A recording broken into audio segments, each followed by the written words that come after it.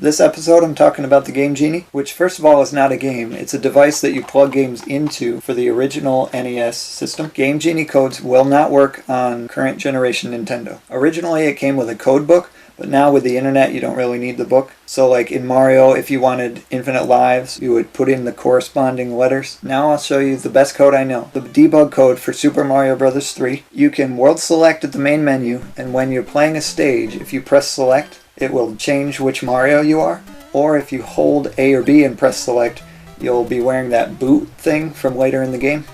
Okay, now so a code I just learned about is the debug code for Kirby's Adventure.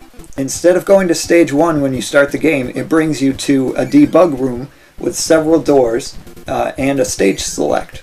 It's a really neat code because you're in this room that the people who made the game used when they were making the game.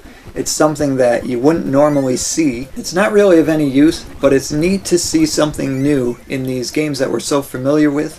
There's a stigma about Game Genie. If you beat a game with a Game Genie code, then it doesn't really count. Some of these games are 30 years old. It doesn't really, you know, there isn't really street credit anymore for beating an NES game. Super Mario Bros. Is a great game to write codes for because it starts up so fast. You just put in random letters and turn it on and see what happens. Sometimes you'll get a bad result, and sometimes you'll get a good result.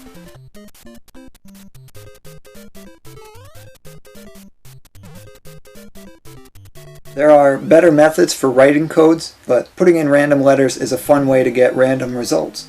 Collect or eject? I would say collect. There are a lot of hard games for the NES. Putting in a infinite lives code can make a difficult game a lot more fun. There's a black and a gold version of the Game Genie. For people who like to collect, there's 2 different ones to get. So that's it for me. Thanks for watching and have fun.